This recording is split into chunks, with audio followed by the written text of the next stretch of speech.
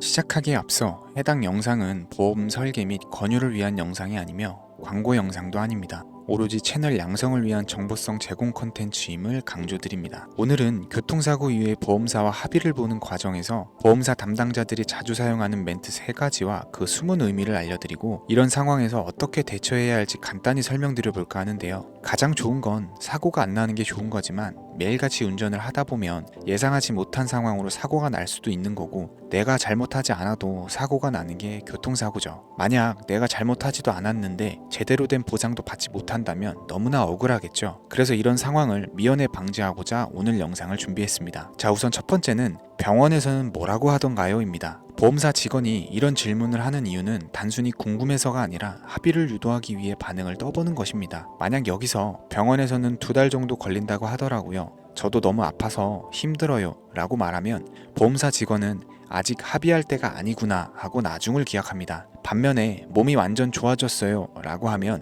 보험사는 금액을 타이트하게 제시하며 빠르게 합의를 시도하는데요. 이때 대처법으로는 적절히 여지를 남기는 답변이 중요합니다. 예를 들어 치료를 더 받아봐야 알 것 같아요. 아직은 좀 더 지켜보고 싶어요 라고 말하면 보험사 측에서도 성급하게 합의를 요구하지 못하게 됩니다. 두 번째는 오늘은 인사만 드리려고 연락드렸어요 입니다. 이 멘트는 사실상 지금은 너와 합의할 생각이 없다 라는 뜻입니다. 이런 경우는 보통 다음과 같은 상황에서 나오는데요. 사고가 경미하거나 보험 사기가 의심이 되는 경우, 담당자가 교체될 가능성이 있는 경우, 피해자가 크게 다쳐 합의 진행이 어렵다고 판단한 경우입니다.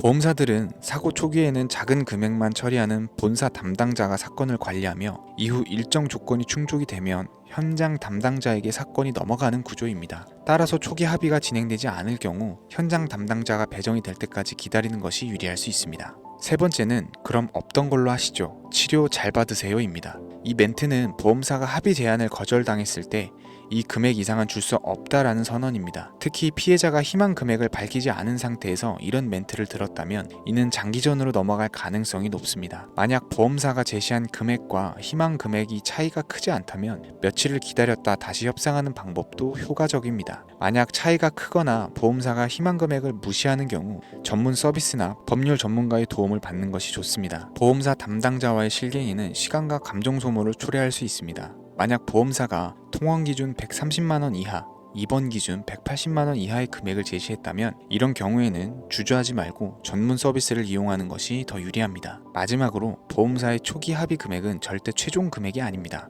이런 상황에서 가장 중요한 것은 냉정함을 유지하는 것이 중요하며 필요한 경우에는 혼자 해결하려고 하기보다는 전문가의 도움을 받는 것도 때로는 도움이 될 수 있겠습니다. 제가 오늘 준비한 영상은 여기까지입니다. 영상이 도움이 되셨다면 구독과 좋아요 부탁드리겠고요. 구독이 싫으신 분들은 좋아요만이라도 꼭 좀 부탁드리겠습니다.